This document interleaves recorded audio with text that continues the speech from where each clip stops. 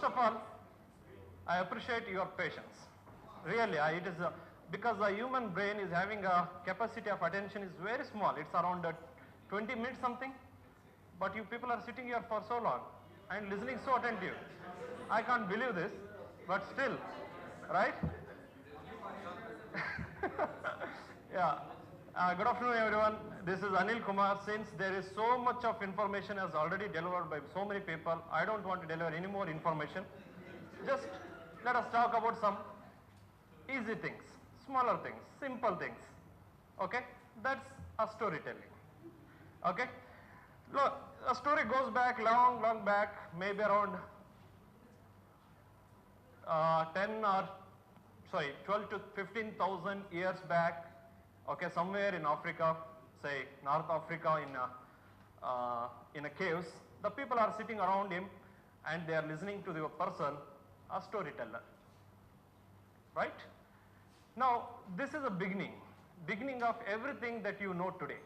Your culture, your mythology, your science, your art, your painting, your your dress codes, or your sculptures, any arts you take it, all this stuff are nothing but different forms of storytelling. Okay? Storytelling was the major tool to pass on the information from one generation to next generation. Now think about your Mahabharata or Ramayana. Ultimately what they are? What are they? Stories. But they are not just stories. They are the way of looking at the life. What is right and what is wrong. How should we behave and how should not be behaved. Now these things I cannot teach you in point by point. This is you should behave like this. You should behave like this. This will not enter into your brain. Clear? So what should I do? What is the best tool I have to teach you? The story. Okay? So this tool, the knowledge which is passed on to generation by telling the story, and it is taken a different forms. Okay? Now look at this lady. Her name is some Oranamu, whatever. You just read it out. Okay? And she is an international storyteller. Okay? And don't go by her appeal. Okay? She is international storyteller. She travels to US, UK, Japan, Egypt. She go on telling the stories of Africans because she was a storyteller basically. Clear? Because people love to listen to the story, whether it is now or it's a 10 to 12,000 years back. Matters remain same. No matter how much technologically we are improved, we are a story listening animals. We love to listen to the stories. Okay? And now look at this painting. This is about 16th century painting of Rajasthan. Whatever it is just a tell about a story of a king. How he fight with a tiger, how he did all the adventures that he has taken. So why the painting is originated? Again, to tell the stories. Now this picture, I don't think any of from Karnataka are not able to understand this. Okay? So why this sculpture is being done? I don't know how to say. Even ketla aitu. What is the reason? That story of Sala should remain immortal. As long as that stone is there, sculpture is there, the story will remain alive. Right? So this is a power of storytelling that will never end. No matter how technologically we develop, we require a storyteller. Okay? And this is one form of art. I think most of you people already know, Yakshagana. And why I taken this photo is very simple. The Yakshagana will not play it in daytime. It's always in the night. Okay, it starts in the night 10 o'clock and it will go up to the morning 6, sometimes 7. Okay, but audience will sit there and listen. And we teachers will say that by afternoon 3 o'clock or 4 o'clock, our students are sleeping. Right? We all, first of all, I am going to sleep first. Right? Because I thought that it's only my student habit, but actually it is my habit. Okay? So why in the sense span of attention, the mind of your human brain is developed in such a manner that it will remember and give attention for the narration rather than fact and figures. When you talk about the fact and figures and data, most of people will not be that much interested. But when you start something, say, long back ago, everything will be get interested. Okay? So why I taken this topic is very simple. we are very much concentrating on technology and many other tools, but we are forgetting about one simple tool which is available for humans for thousands of years. That is telling a story in the classroom.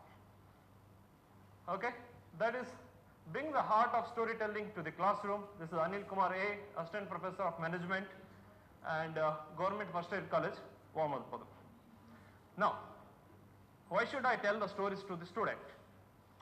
So irrespective of subject that whatever we take, so we are subject we take and what we teach in the class is completely based on what is syllabus is given. So if I believe that what is the syllabus is given to me is ultimate and that's enough for the student, then I will be like this, a blind man, right? I need not to tell this story. You people can recognize it. Okay? I will be like this person who says that financial management, everything that you need to know in your life. Is it enough? Is it enough? That's whatever syllabus that is being given to us, is it enough for the student to be a matured person? There is many other things are there which you need to cover. Say example, just recently on Saturday, which is resource person is came? Cybercrime, right? Don't you think that's required to be taught in our class? Right? So, and one more thing, that resource person has spoken to you for around 3 to 4 hours, but you are very attentive and you have taken it very serious. Why? In the sense, he has taken the stories of victims and how it happens. He has told many stories and that stories made you to take this topic very serious. If he is not talking about anything like that, just talking about the figures and fact, I think most of them will be just goes away, right? Topic would have just gone away. Now another thing why we should tell is this is the oldest and most powerful tool that we have to influence, and second, influence the youth of the country. There is a say, I don't know exactly, but somewhere Swami Vivekananda has said that you give me 100 people, 100 young and strong committed people, I will change the world, right? Now all of us having a student, whether they are young or old, okay, a minimum of 30 to 40 or 50 students in each class, nearly 100 in a year we will meet, right? Can't we influence them, right? If syllabus is given too much importance, and I'm not telling syllabus is not important, syllabus is very very important because the knowledge that we human right now is having is too much. There was a time when all the science can be read by one philosopher. You take any science, it will leads to you one philosopher. Who is he? Aristotle. He is a beginner of this one, he is a beginner of this one, because that time knowledge was very limited. But now knowledge is so much big, so much is there that we cannot be performed or known by everyone. So we have to be specialized. To be specialized, so many things are there. So many things are there. Okay. So many information is there, so knowledge is required. And one more, when you go to the classroom, don't think that they are just a student, they are a hope. They are next generation. And what and how your student will behave in the society next, so that is whether he become a social asset or a burden is completely depend on type of stories that you tell in the classroom. Not just about your knowledge you are providing, the stories that you tell will have a definite influence. And many of our presentation today use the stories because we can't talk without using the stories. That's a nature. And that's whatever the story that, say example, last picture I showed it. By showing the picture you remember the story. And what's the time that you have learned about that story? Maybe around when you are young or very child, right? So still that stories remain in your brain because it's lost for very long. And I need not to explain much that every story touch your heart and motivate you, and it will improve the overall character of. And last topic, it demands thinking and imagination. Just say, imagine everyone here, you are sitting in an aeroplane. Okay, all of you are sitting in an aeroplane and there is a beautiful air hostess is coming, right? How many are here in the class? You already went to the aeroplane. Understand? Understanding? Okay? No, what I am trying to tell is, the word, since I use the word, let's imagine there means you go for imagination, you don't be here. Okay, if I tell a accounting lecture long time, you will be here and most of the time you will not be here also, because you will be engaged in something else. Yeah, just I will finish it up. That's when you're, this is about relative theory, how to teach a relative theory to the student. That's it. You are quoting a nice, you are sitting behind a nice girl, hours together looks like a minutes. And when you're sitting on a hot stove, even seconds look like hours. So this is a way of teaching to bring the topic. What is Einstein trying to tell is time relativity. The time will not be same for everything every time. It is depend on relative. So this is a theory. And if the science is taught by such persons, definitely we'll have different approach toward the nature and science. I think I need not explain this person because majority of from Karnataka, you can understand who is this person, right?